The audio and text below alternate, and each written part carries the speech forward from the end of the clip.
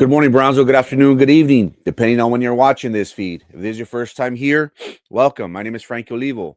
Our program focuses on the very important issues that are affecting our local community. We have shed light on injustices and we've allowed for our platform to be that of the voice of the people. Now, if this is something that you can see yourself supporting, well, we ask that you join the cause. Currently, right now, this program is being streamed live across all of our social media platforms, and we encourage you to follow them. We could be found on X, formerly known as Twitter, and on Facebook under Frankie Olivo. Make sure you follow our personal page on Face. We could be found under Olivo Frankie. But more importantly, if you haven't already, make sure that you create a Gmail account, go to YouTube, like, follow, and subscribe to our YouTube page titled Frankie Olivo TV. Currently, right now, we are at the 931 subscriber mark. The goal by the end of this year, well, our goal in general is to reach 1,000 subscribers. Remember, Brownsville, I will never ever ask you for money. I will never ever ask you for food. All I ask of my community is something very, very simple. Support the cause.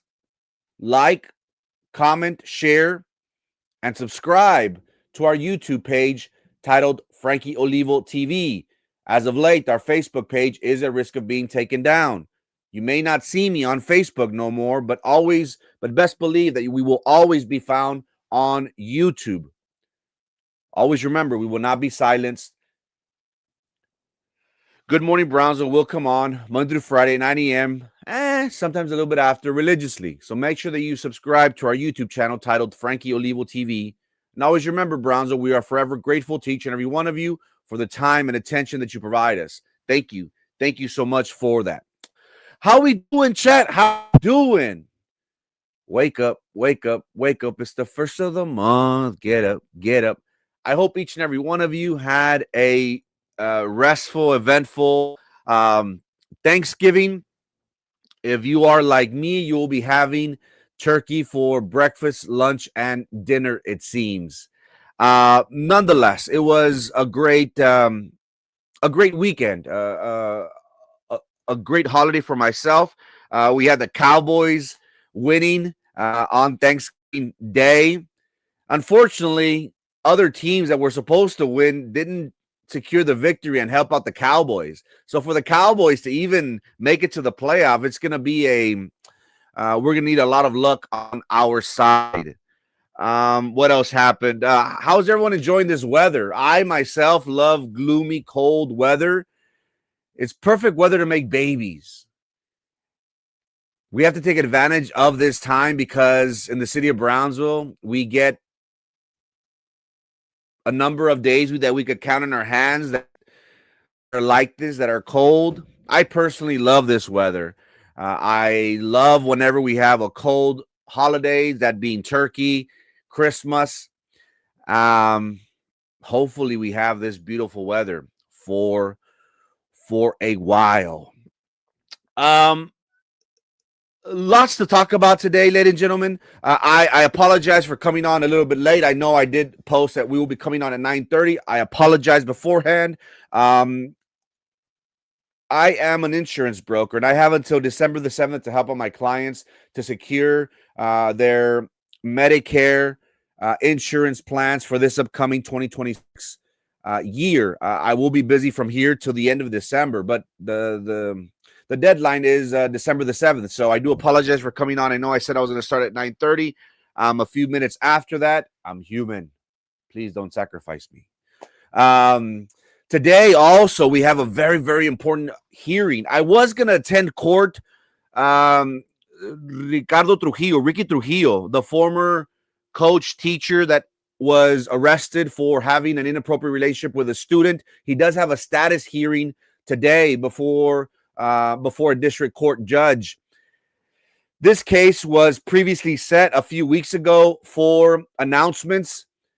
Whenever a case is set for status, it possibly could be an indicator that the defense attorney possibly is seeking to get the best outcome for his client and is seeking possibly a plea deal.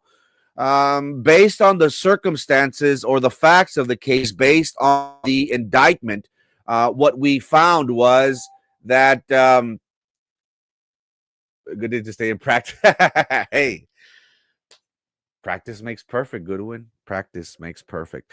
In the indictment for Ricky Trujillo, it did state how the investigators did find text messages.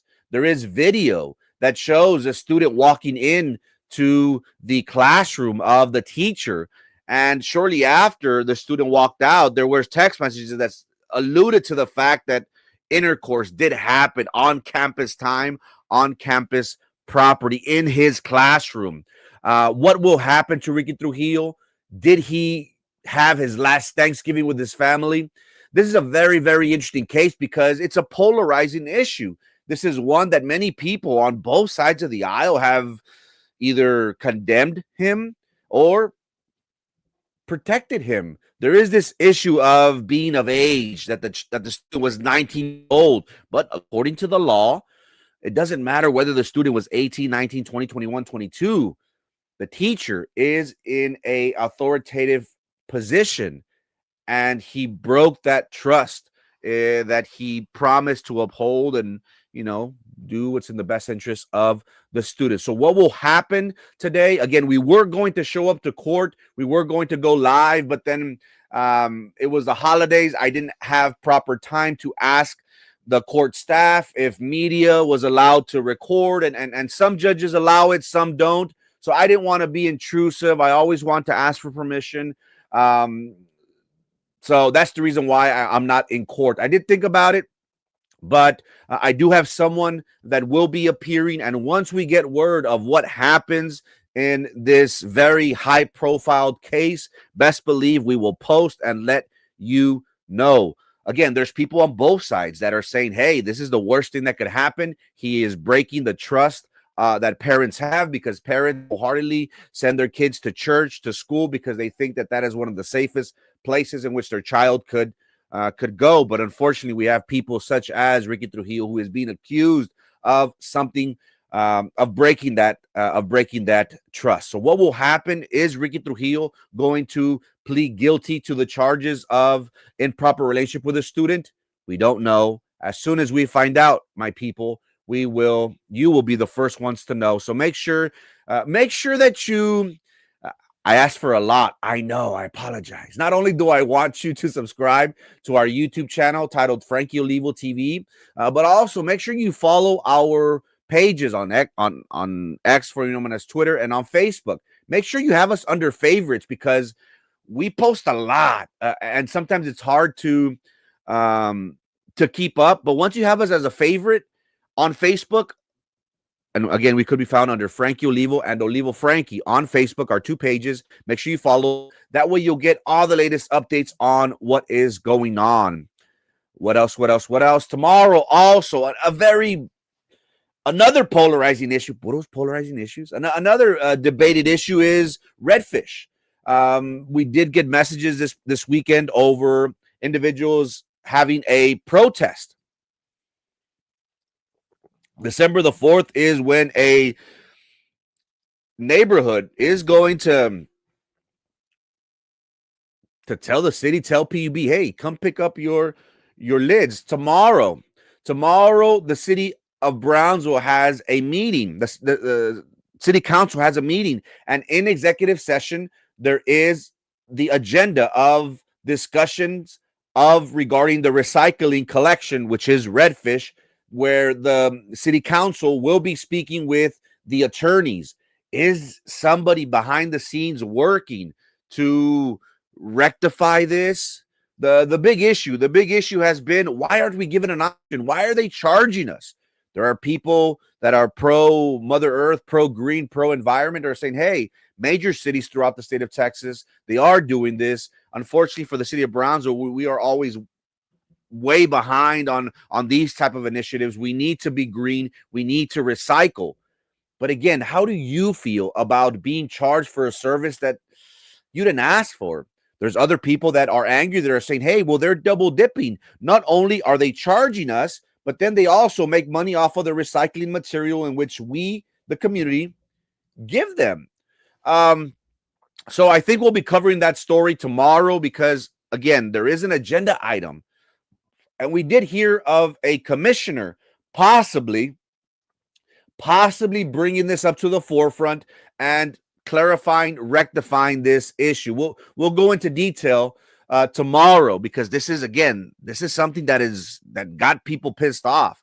We saw how BISD wanted to raise property taxes, and the citizens of Brownsville said no, overwhelmingly voted and rejected those two propositions.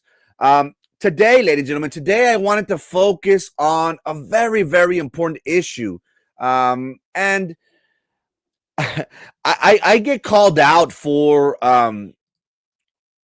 what we say. And one thing that I'll never shy away from is that I want to make sure that this program, that our platform on Facebook, is designed in a way where you, the constituents, you, the voters, have all the information needed. We have very important elections. We are less than 120 days away from the primaries in March. And I've took it upon myself. Maybe I'm that crazy guy that nobody listens to, but I've taken it upon myself to make sure that individuals, community, has a platform in which you can engage. We can talk about reload. We can talk about how you feel on redfish. Now, I want to make something very, very clear. I hope this program is well received by the community. Again, there are things that we talk about that aren't favorable to me. And I hope I'm not repetitive, but it's not in my best interest to talk about these issues. At the end of the day, I am a small business owner. Many people, and I've lost clients based on what I've posted, based on what we talk about. We feel as if we have a responsibility, a great responsibility to our community to provide information. We are of the belief that information is power. Unfortunately, here for the city of Brownsville, we do not have investigative journalism. Have you ever seen the major news agencies, the Brownsville Herald, others here in a local area really ask those tough questions? Don't you find it weird that we are just about a month away from the BISD bond elections where they wanted to increase our property taxes? Don't you find it weird that it was only a few of us that were really making a big stink out of this? Everybody else was quiet. We understand that these major agencies, they do have these business relationships with entities such as BISD, and it is not in their best interest to go against them, to talk bad about them, because at the end of the day, it's a business relationship. They have advertisement with these entities. So our program is designed in a way to give you the good, the bad, and the ugly. I will never, ever shy away from talking about the important issues that are happening in our area. I want you to come on Good Morning Brownsville, Monday through Friday at 9 a.m., a little bit after sometimes, to learn about all this stuff that's going on. I honestly feel that if we as a community are well informed, we can be on the path towards making sure that our community is better. Today, ladies and gentlemen, I want to talk about a very, very important issue. What happened to Juan Montoya? Juan Montoya does a great service to the community. It is people like Montoya, McHale, Barton, Brownsville Hood News, Tito La Pulga. It is people like those platforms and those pages that do keep our community informed. What I've realized, ladies and gentlemen, as of late, and something that I learned from my beloved predecessor, was the power of the microphone. Haven't you noticed? Maybe it's just me, but haven't you noticed that now, reading now blogs, newspapers, magazines are starting to be something of the past? I've noticed it, maybe because I'm all about technology and digital information, but we are starting to get away from that. We are starting to have more interest in podcasts. What I've heard from people is that this program resonates with them because I provide you receipts. I provide you pictures. I provide you, not only do we provide the information, but we substantiate whatever we're talking about. We're able to corroborate everything that we're talking about and present you facts. I mean, no disrespect when I say that the blogs are possibly something of the past, and this new digital age that is upon us, podcasting is the new blog sphere, is the new blog world. I will never speak ill will of those individuals that have paved the way for people such as myself to pique my interest in politics. At the end of the day, it's people like Montoya, like McHale, like Barton that really piqued my interest in politics. And it did so with my former predecessor. It is because of these people that possibly I wouldn't have gotten into what I'm doing today, or maybe my former predecessor as well. Nonetheless, I think we all play a role in shaping the minds of you, the voter. Because again, we don't have investigative journalism. Nobody is willing to ask those tough questions. And look, Montoya, man, my respects. That guy is good at what he does. But we like to think of ourselves as another option for people. I encourage you to follow his page, and because he does have great stories, and he is what investigative journalism is all about. Hats off to Montoya. Heck, I've even been a hit piece of his once or twice. So I love Juan. But nonetheless, I think if we as a community are better informed, we can really take control of that. Is what is most important to us. Improving our quality of life. Today, ladies and gentlemen, I titled our program, Why Do People Run for Public Office? And if you have been following, this is something that I always ask. And I always pose that question. Why is it that people run for public office? And we always get the politically correct answers. Oh, well, I'm running for public office because I want to improve your quality of life, and I want to be transparent, and I want to do this, I want to do that. All those talking points. You've heard them all before. And what happens? Unfortunately, people, whenever they go into public office, sayonara. I'll see you in 2.5, 3 years when I once again need your vote. And they forget about us, and us were to hang dry. But you picked up a chicken plate. Be quiet because I fed you. We genuinely want to have a better Brownsville. I will never, ever shy away from shedding light on things that are most important to us. Don't you want a better tomorrow? Don't you want a future for your loved ones? It's sad to state that the city of Brownsville, South Texas, the Rio Grande Valley, is one of the poorest areas in all of the United States, one of the least educated as well. Why? Why is that? We can talk about our representatives. We can talk about our congressmen that have served us for years. Everything that they've done these past 15, 20 years ultimately is what we're having to deal with today. Now, I'm very I'm very passionate. Many people misconstrue of what we do by saying that, I have a hidden agenda with BISD, that I want to get on the board and this and this, that and that. I have made no secret about my intentions to serve my community. And I genuinely want for you to consider me, because look at the amount of good that we've been able to do in this short amount of time. I've come on before you at this time, starting in March. We are 9 months in. And with all humility, I say, this mic makes waves.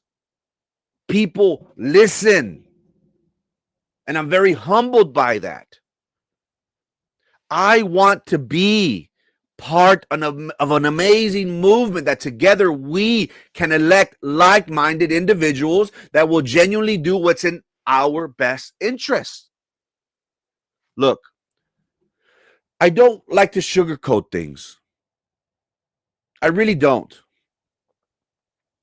I understand, and I don't want to, they always say, you're real negative, bro. Why don't you switch it up? People are tired of it. Yeah. I'm like, well, could you give me something positive to talk about? We try to be fair. We understand that these individuals, elected officials, it's a tough job. It's a very difficult task for board members such as BISD board members that don't get paid. But at the end of the day, they chose to run. They chose to be our representatives. And we hope that everything that they do, well, every politician on every government entity here in our area, that is in our best interests.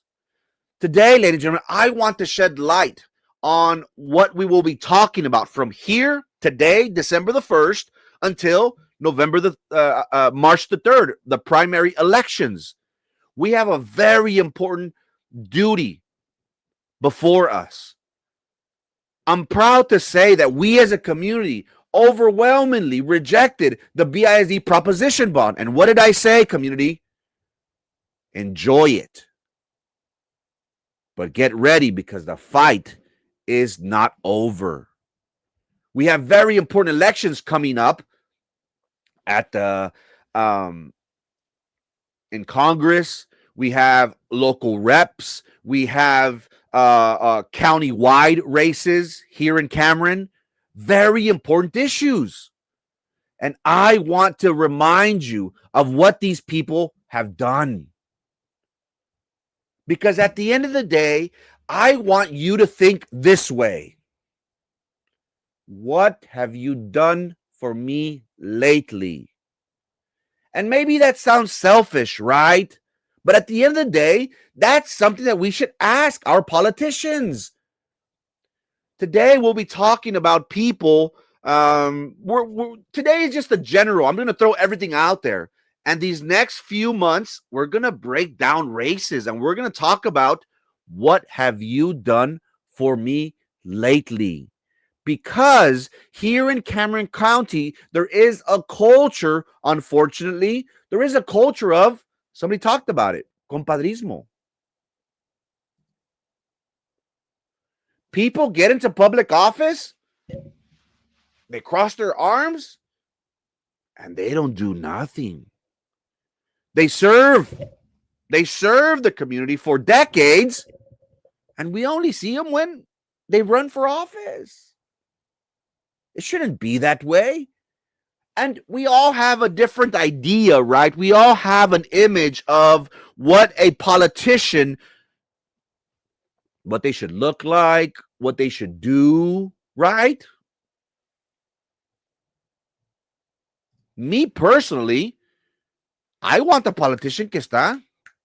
Hey, let's go. Work. Hey, community, mira. Feria, food. Feria, food. I want their hands to be like this, like that. But what do we see? We see these people cross their arms, sit back, and coast it. Their hands, instead of being like this, of giving us, they're like this. Gimme.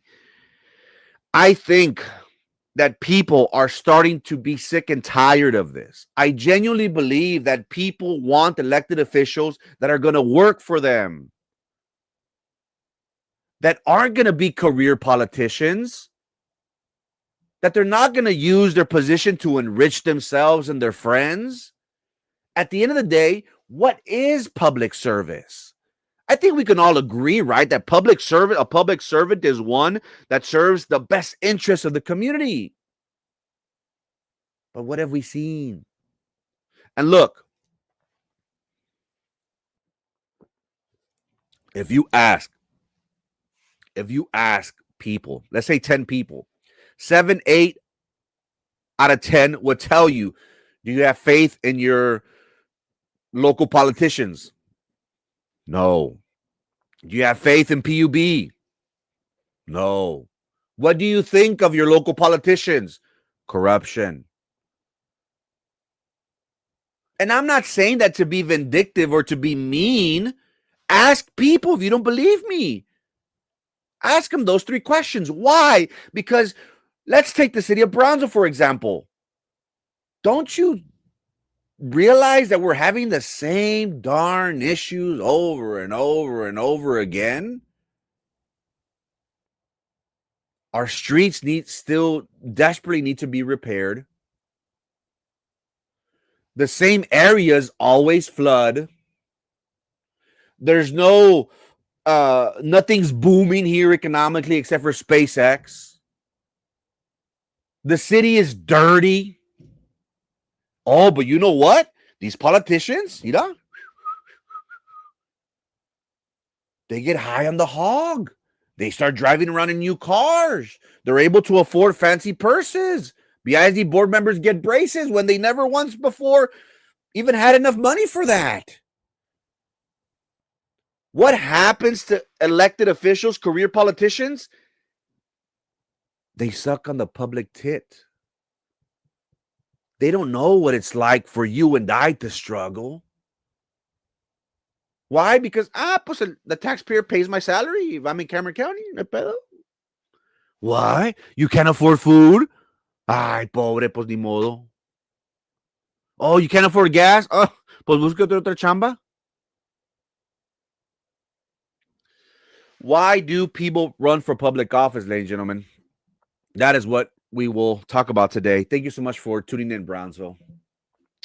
Electing righteous candidates to public office is vital and is very important for us here locally. I am no one to remind you of what our area has faced. We've had board members that have been found guilty of corruption. Our government entities are stained by this notion that everyone is on the take, everyone is corrupt. And it affects those few individuals that genuinely are trying to improve the office in which they are running, that they were elected to, or our area. Having a strong moral compass, it does tend to make decisions that prioritize the common good over personal gain. I've made no secret, my people, that the reason why I come on here is because I want a better Brownsville. I'm tired of corruption. I'm tired of compadrismo. I'm tired of, hey, don't say anything. Be quiet. Status quo. No, fuck that. We the people. When officials are guided by honesty and ethical principles, well, they help build public trust in government that we so desperately need.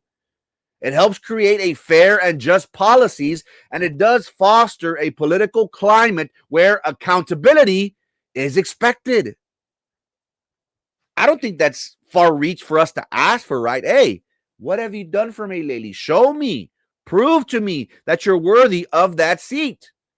Because righteous leaders and leadership also sets a good example for communities, because they encourage civic responsibility, and ultimately what it does is it strengthens the democratic institutions.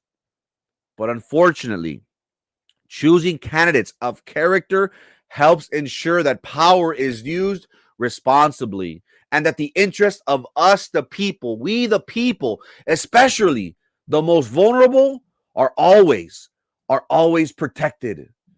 This is something that I want to talk about today, because for far too long, ladies and gentlemen, this idea of compadrismo has long played our area.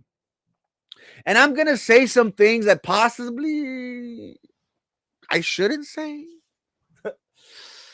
Maybe I should stay away from it.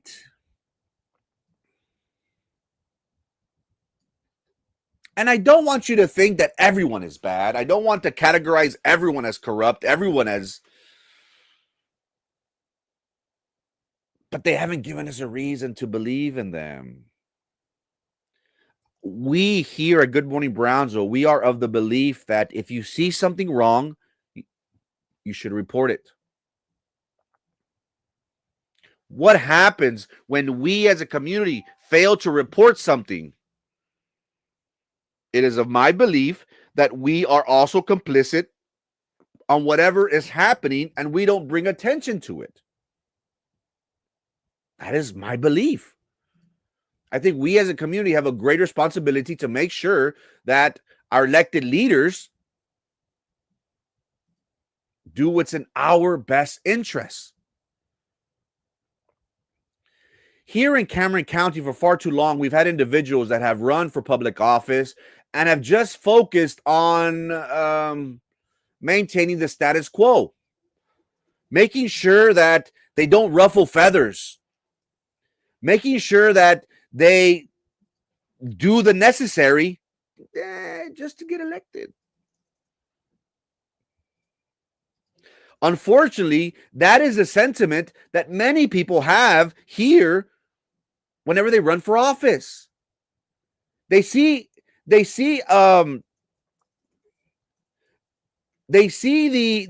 position of or they see politics in general as being one in which it could benefit them economically, it could benefit their businesses, it could benefit them professionally, and maybe they just let's stay quiet, don't ruffle any feathers.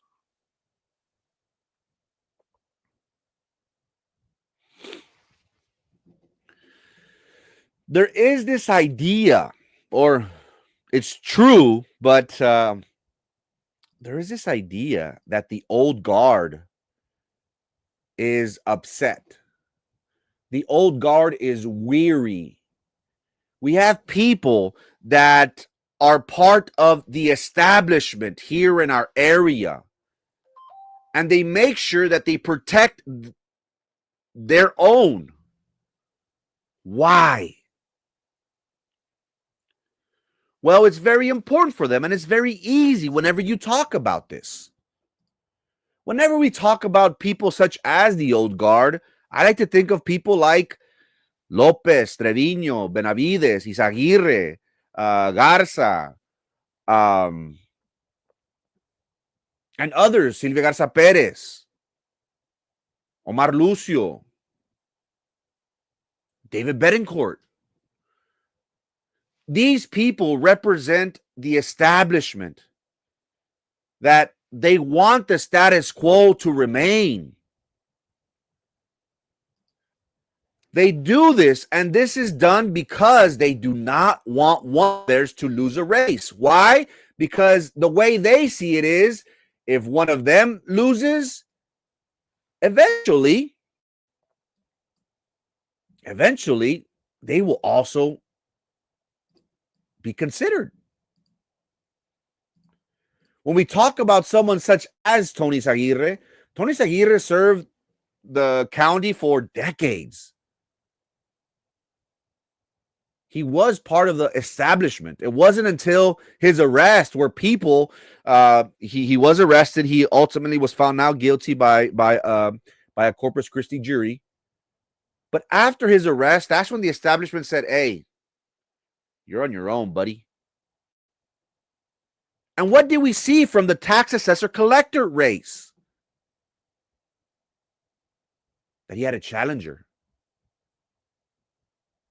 Now, I wouldn't call Eddie Garcia someone a part of the establishment. I think Mr. Garcia, along with Judge Garcia, his sister, are doing a great job of establishing themselves as a mini powerhouse. Many people might not like that, but that is what they have become.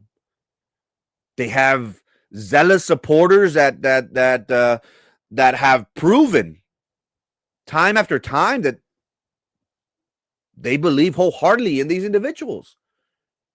Eddie Garcia did what many thought was impossible. What do you mean you're going up against an individual such as Izaguirre that has served the county for decades? There are people out there that say, oh, well, Izaguirre was old, Garcia is young, We need the new, out with the old, in with the new because of age. I want to put my foot down very quickly and say, here at Good Morning Brownsville, we believe age is just a number. We don't feel as if individuals should be voted out of office because of their age. Oh, he's 60 years old, 70 years old, 80 years old. He should be voted out of office. No. Many people see it that way. And it's understandable, whenever they say, you know what, I want someone young with more energy, with new ideas. Maybe the office was stagnant. Let's switch it up. Let's do something different. I understand that. And maybe those are good arguments for wanting change. I want to make something very clear. I will never, ever use age as a reason why somebody should either be voted out of office or why they shouldn't be voted into office. To me, age is just a number. I genuinely feel that if the individual is effective, if they're able to fulfill their duties 100% without any, sin cualquier impedimento, then by all means. Many people were saying, Izaguirre, your time is done. You're old. Garcia's young. Let the young guy in. I never will ever use age as a reason why somebody should go in office or why someone shouldn't go into office. Never, ever. How much experience does he have? I'm not sure, to be honest. But again, you're dealing with people that are smart, that are able to learn. And when you really think about it, it's not him, with all due respect. It's not him that's running, that's, doing the day-to-day. He relies on managers, on department heads to fulfill the duties, those individuals that have years of experience.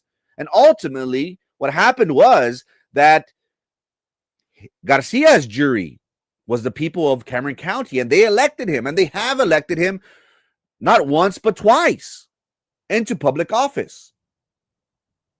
So what did we see with the old guard? Maybe they weren't as supportive of Garcia. Why? Because Izaguirre represented the old guard, the establishment. It's not in their best interest to support an outsider. Why? Because eventually somebody would be wanting to run against them. Maybe they see a kink in their chain and say, one of theirs lost. So now they're up next. Maybe. That is correct. Izaguirre had, I want to say 30 plus years at the helm of the tax assessor position here in Cameron County. But ultimately, the voters were the ones that decided that they did want somebody new. Not only with that race,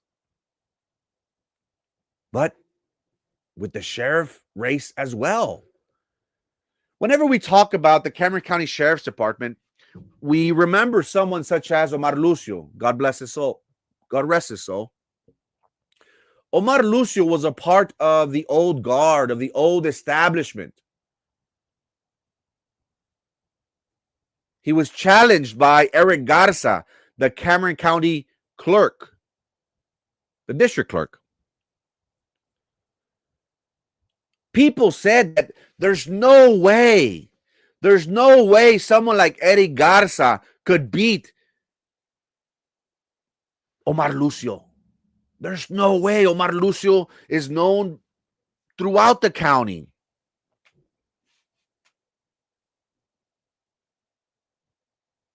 Eric Garza, why are you running?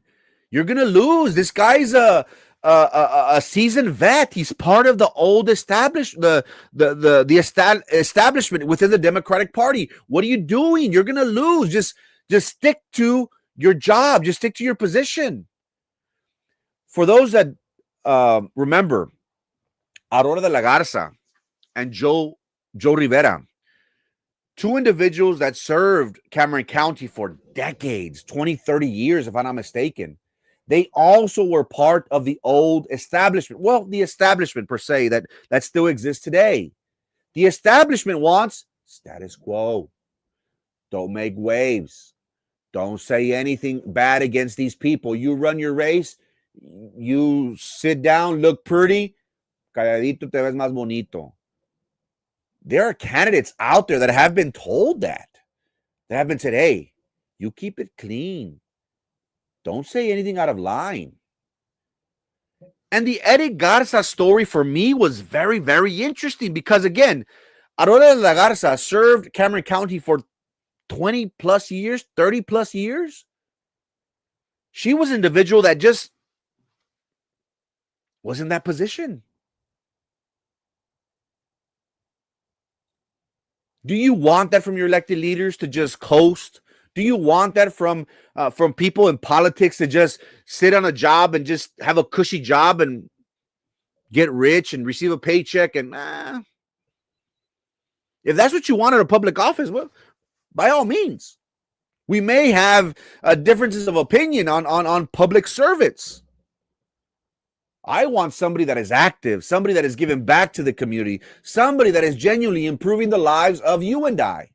Now you're probably saying, how can an elected official that focuses on the district clerk, that is a clerical position that's in charge of stamping and receiving documents and this, how can they improve our lives? Well, there's many ways how these individuals could be effective. We understand that these positions, the tax assessor, the treasurer for Cameron County, maybe they are not policy-making positions, such as a sheriff, such as a commissioner for the county. We understand that. But from here till March, we will talk about ways in which people could be effective to a point where us, the community, will reap the rewards from that. And we'll talk about that in a few moments. But going back to Eddie Garza, people told him, why are you running? You could be the next district clerk for 20, 30 years. You could retire, Eric. Stay put. Don't run. Here at Good Morning Brownsville, we applaud people such as Eddie Garza because he was willing to risk everything. Again, what is the old guard, the establishment want? Status quo. Eric, you stay district clerk for 20, 30 years. Nobody will touch you. Be quiet. Don't say anything. Look pretty. We'll support you. But Eddie Garza wasn't about to spend the next couple decades of being a district clerk. He possibly felt that he did what was necessary for that office to be better than how he found it. And maybe he said, you know what? On to the next challenge. I improved the district clerk's office. And now what I want to do is I want to improve the sheriff department. Maybe that's something that Eddie Garcia thought or believed. Hey, I'm a BISD school board member. I did my very best. I helped the community. I am leaving the BISD seat a lot better than what I received it, how I received it. Now it's on for me to move on to another challenge. Just the way I did BISD, now I'm going to fix the tax assessor department, position, office, just the way I did BISD. But what happened with Eddie Garza? For those that aren't aware, Eddie Garza ended up forcing a runoff with Omar Lucio, and he did the unthinkable. He dethroned a very strong politician. But what happened shortly after, ladies and gentlemen? Do you remember what happened to Eric Garza?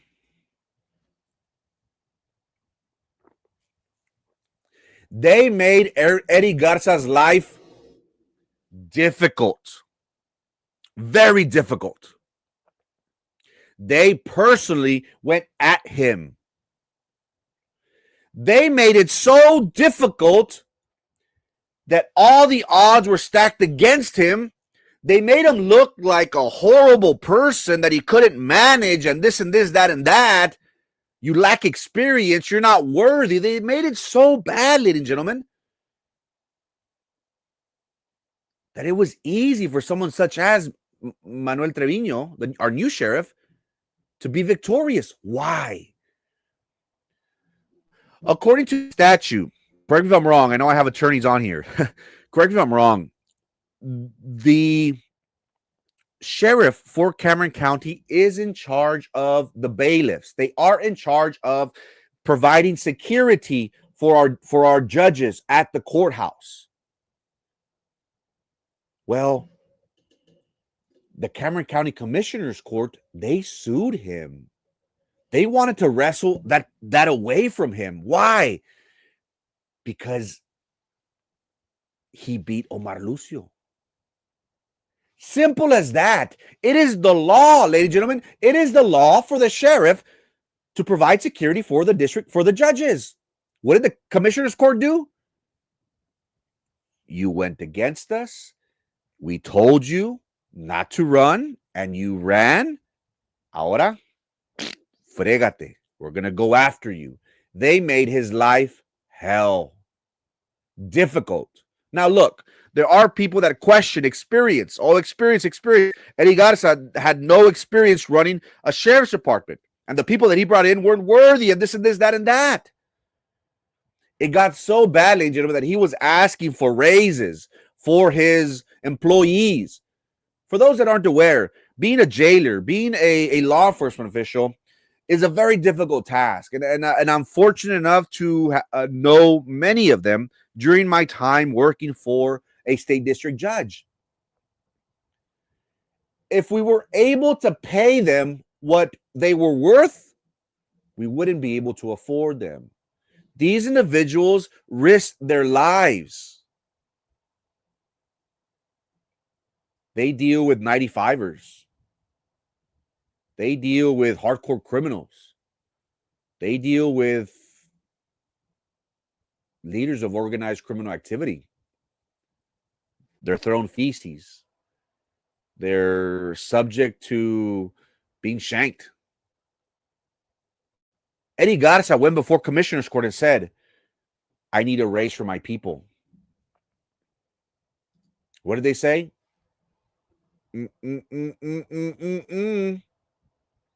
So logically, and again, I think they did get a raise, but it was like very minimal. Very, very minimal. So what ended up happening?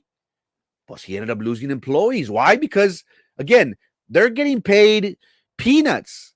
Someone said, hey, man, they pay me more at McDonald's, and I'm not risking my life. It makes no sense for me to stay here. I'm gone. Going up against the establishment is a very difficult task. Are they going to make it difficult for Eddie Garcia? I don't know. I don't think so, because his sister is a judge. I don't think they would go after Eddie Garcia just the way they did Eddie Garza, but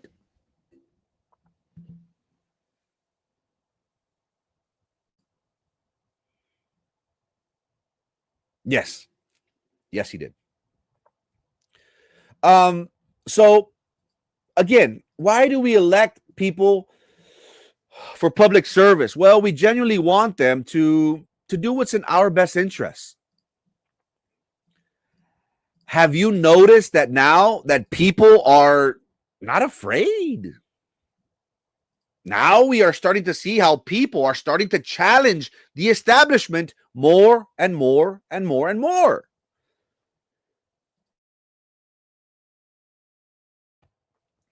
For the Cameron County Precinct 2 seat, incumbent Joey Lopez will have 4 challengers. He will have 2 challengers in the Democratic primary and also another one in November. Joey Lopez, father of the board president, Daniela Lopez Valdez, openly supported the propositions A and B that will ultimately increase your property taxes. We previously posed a question. Joey Lopez was in favor of raising your taxes. Will Precinct 2 residents remember this? Will they hold it against him whenever he runs for public office?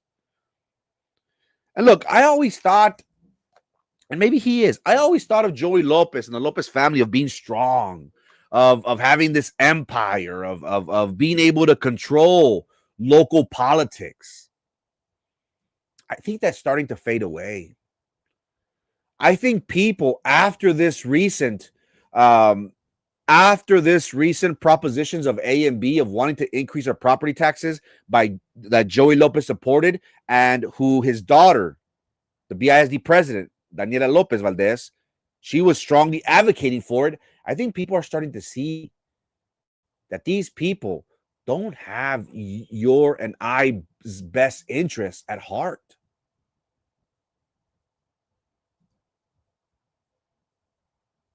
If I was an opponent of Joey Lopez, that would be one of my biggest arguments against him. He doesn't care about you. He would increase your property taxes. Oh, and not just that. He voted to give himself a raise. Now I think the commissioners are making what, 80, 90,000, where before they were making what, 40 some. I think when I was there maybe 10. I started in 2012. I think they were making a modest 45, 50,000, 60,000, something modest. And now we have the commissioners court making close to six figures that they themselves voted for. Why? Again, why do people run for public office? To enrich themselves? Is that what we want? We want people to run for public office because they want to get rich? Look, if you want to get rich, go open up a business. It's hard. It's a jungle out here. Sometimes we don't know if we're going to pay our bills. We make it happen, thank God. But it's a jungle. If you don't believe me, start a business. See how difficult it is. Maybe is that why Joey Lopez has a lot of opponents now? Because people are starting to see through and say, you know what, this person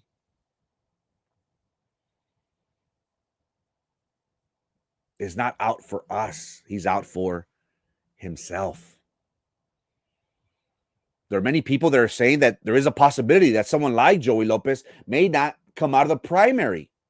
There are some people that are saying that he will come out of the primary because of the sympathy vote.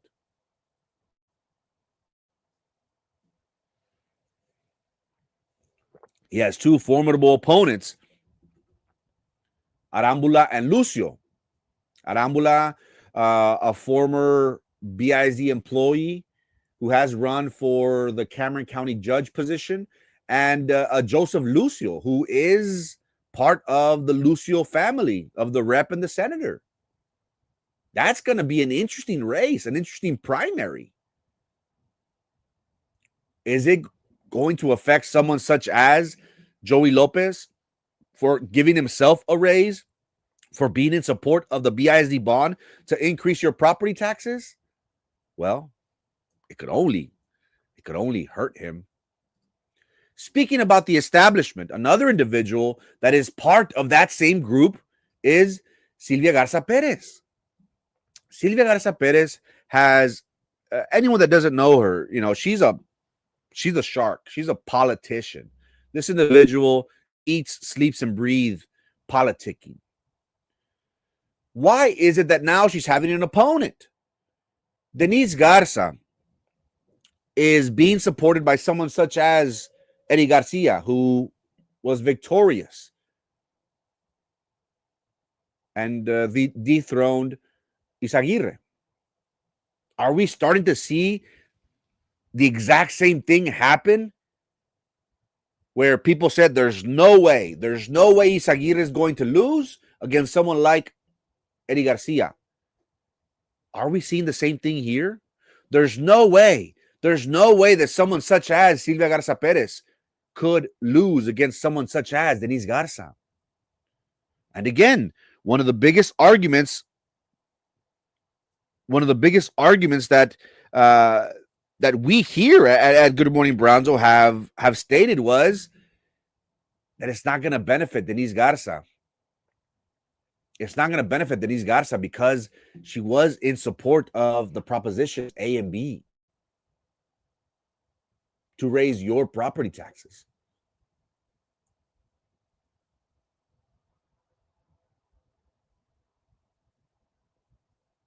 So if I was Silvia Garza Perez and her team, that's my main thing. Look, Denise Garza doesn't care about you. Denise Garza voted to increase your property taxes. I, Silvia Garza, would never do that. And again, we understand that the Cameron County clerk's position isn't a position in where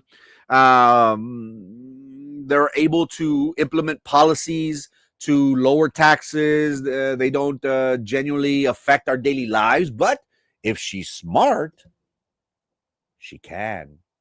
Again, it's how you spin it, right?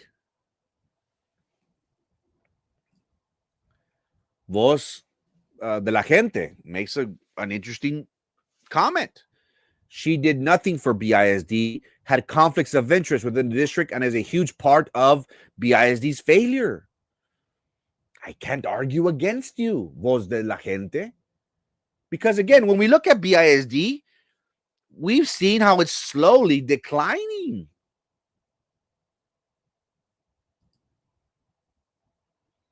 Enrollment is down. Teacher morale is por los suelos.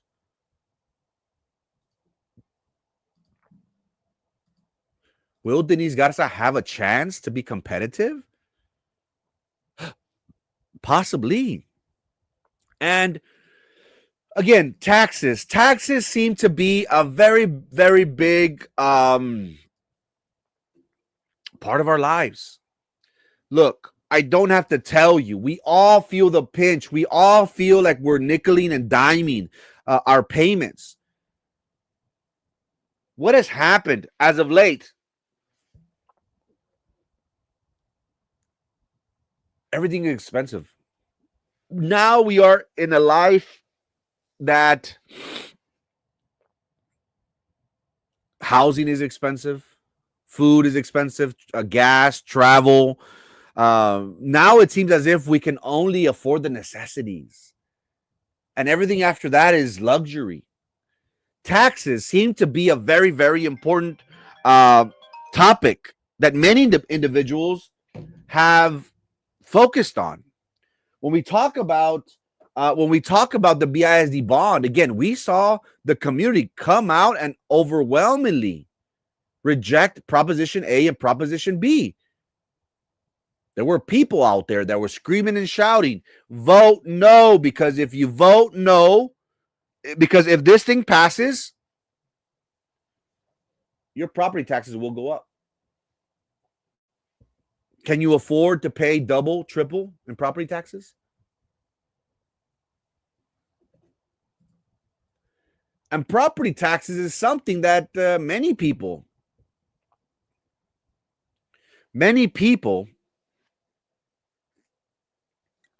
are eerie of. Didn't Denise vote in favor of giving the Super more money, extending this contract? The Super's contract, to my understanding, was extended for 1 year because it was a deadlock, a 3-3 vote. So essentially, he was just extended because, well, the people couldn't agree. The board members, they didn't have the 4 votes, so he wasn't given a 3-year contract. I don't know about the money. You could be right, Voz de la Gente. I'm not sure, but what I can definitively tell you is that that the Super's contract was extended for 1 year because of, I don't know what they call it, operation of law, that where they didn't have enough votes, so it just carried over. Moving forward, she voted for it though. Yes, I believe she did vote in favor of extending his contract. Again, it wasn't extended because he only got 3 votes. And again, the magic number is 4. Again, taxes. Taxes is a big, big issue. If you talk to anyone, we just received our property tax bill in October. What do we see? Every year it goes up and up and up and up and up. And there are candidates out there that are saying, hey, I'm going to lower your taxes. Vote for change, lower taxes. What do you mean you're going to lower taxes? How is that?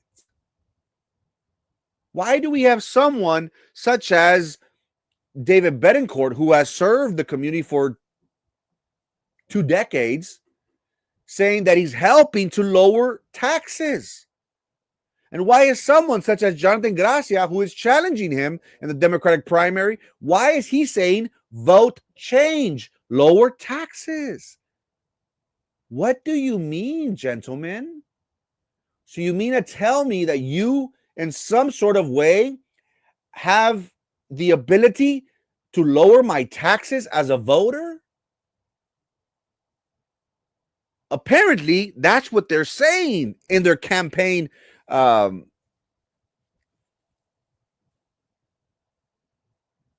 posters. When we talk about David Betancourt, he has been there for 20 years. What has David Betancourt done? Again, I want you to treat each and every election asking the question, what have you done for me lately? And that might be something selfish, but at the end of the day, that's what we want. We want elected officials that are working for us, not for them. We don't want career politicians. We don't want them to sit and be in the backgrounds, in the shadows, and only come out whenever they have to ask for our vote. We don't want that. We want people that are involved. We want people that are making a change, a positive change in our community. We want people that are going to improve our quality of life. At the end of the day, that's what I want you to think moving forward. Because it's important for us to elect individuals that are going to genuinely work for our best interests, not theirs. Remember, going back to how we started today's program, the old guard, the establishment, status quo, don't ruffle feathers, get in line, tote the line, don't cause waves. If you do, we'll go after you. David Betancourt represents that old guard, that establishment that we have in Cameron County.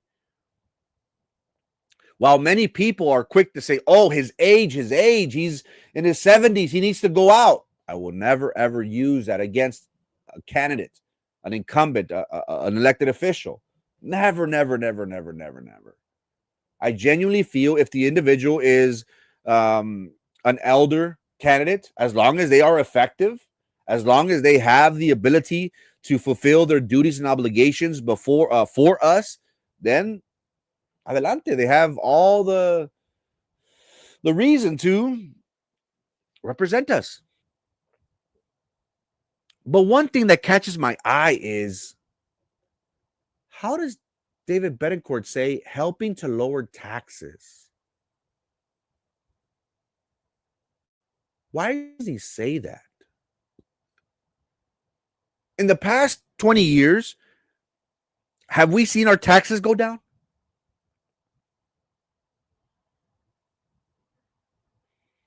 I haven't. My grandfather hasn't. So why is he saying that? Is this false advertisement by him saying that he's going to help lower our taxes? What do you mean by that, sir? Because it is evident that the community does not want higher taxes. Again, I showed you. I showed you how The community said, no, no, no, no, no. Do not raise my property taxes. I could barely afford what I have. I don't need more taxes. So why is someone saying that? Are they lying to us? And if not, how is he lowering for the past 20 years? What has he done to lower our taxes? This is a great way to be the people's savior. And I'm all about that. I'm all about politicians going up against the grain, being vocal, bringing about the positive change that we in Brownsville, Cameron County so desperately need. If we're able to save a buck or two for my grandpa, for the elderly, for the disabled on their property taxes, I want to know about it. Again, people, we're broke. We live paycheck to paycheck. The struggle is real. David Betancourt has been someone that has also benefited from the politicians in Cameron County of getting a raise.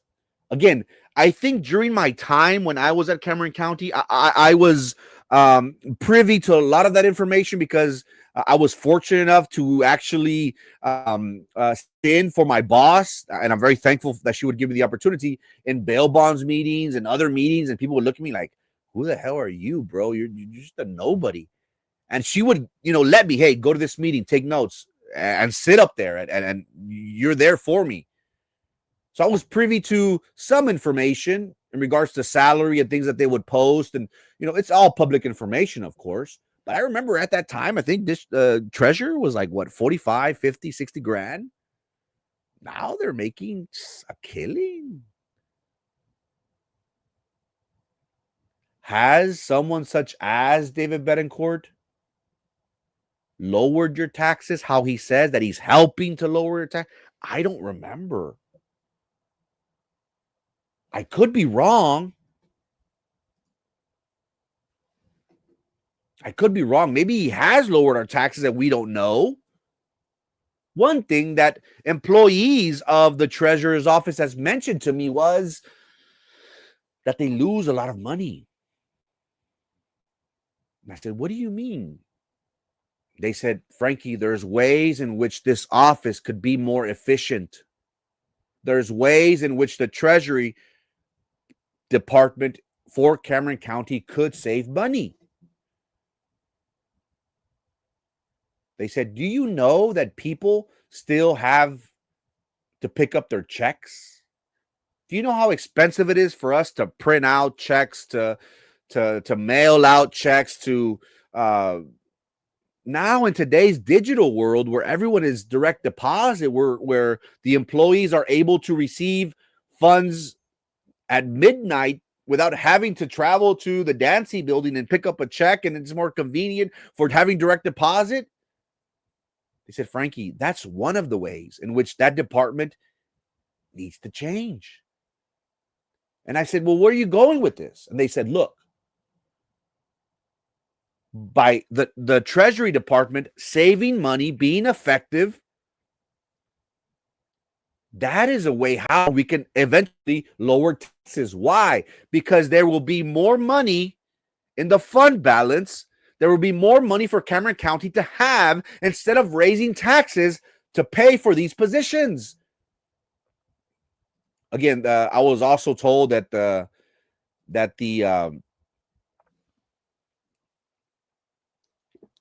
Cameron County Court of Law judges, that they make more than the district judges. I was like, what? That's something that I'm going to look into. That now they make more.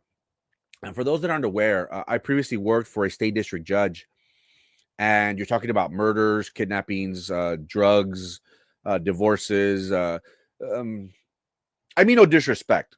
To me, if you're a judge, man, my respects. But in regards to caseload and workload, the district courts have a lot. They deal with high-profile cases. So for me, I find it odd that the Cameron County Court of Law judges, no disrespect, all love to them, they make more than the state district judges. Now, again, the state district judges, it is my understanding that they receive a large portion of their income from the state. And Cameron County pitches in, I think, maybe like 10%. It's something minimal. But in this case, ladies and gentlemen, how is David Betancourt helping us lower taxes? And how is someone like Jonathan Gracia asking us to vote for change? Because he will lower taxes. Jonathan Gracia reminds me of someone such as Eddie Garza, in the sense of Eddie Garza had the opportunity, if he wished, to be the district clerk for years. For years. But he said, you know what? I fulfilled my duties. I've left this office a lot better than what I had it. I'm going to take on the next role, the next task. Jonathan Gracia, Judge Gracia, is a former justice of the peace. Jonathan Gracia could have still been the justice of the peace for years and years and years and years. And that really stuck with me because it showed me that someone such as Eddie Garza, someone such as Jonathan Gracia, they're not career politicians. They don't plan to stay in an office and just coast it. They genuinely want to improve the office in which they are serving.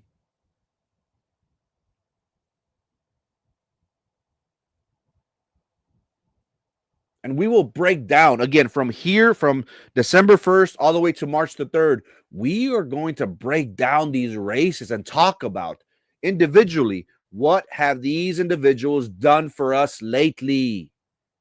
Why do people run for public office? That is something that we so desperately need to ask. Ladies and gentlemen, why do people run for public office? Electing righteous candidates to public office is very important because leaders with integrity, compassion, and a strong moral compass tend to make decisions that prioritize the common good over personal gain. When officials are guided by honesty and ethical practices, they help build trust back in government. They help create fair and just policies, and they help foster a political climate where accountability is expected. Righteous leadership also sets a positive example for communities. It encourages civic responsibilities and strengthens the democratic institutions. Ultimately, choosing candidates of character helps ensure that power is used responsibly and that the interests of all the people, especially those vulnerable, are protected. Ladies and gentlemen, I pose you the question, why do people run for public office?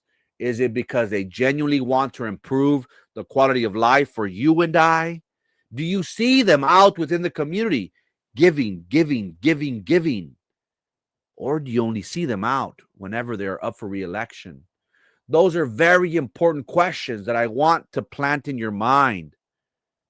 We are right around the corner from the primary elections in March. I'm very thankful and honored to be part of a community that is now starting to see the reality of what we're facing. People are tired of corruption. People are tired of the compadrismo. People are tired of the status quo. Don't say anything. Don't ruffle feathers. We want politicians that are going to work for us. We want politicians that their hands are going to be like this, giving, and not like this. It is our hope that together, you and I, we will elect individuals, Democrats and Republicans, that will work for our best interest moving forward. Ladies and gentlemen, if you haven't already, make sure you subscribe to our YouTube channel titled Frankie Olivo TV. Best believe Good Morning Brownsville will come on Monday to Friday at 9 a.m. and and sometimes a little bit after, religiously. So make sure that you subscribe. Thank you so much, ladies and gentlemen, for all your time and attention. Hope to see you here tomorrow, bright and early. My name is Frank Olivo, and this is Good Morning Brownsville. Peace.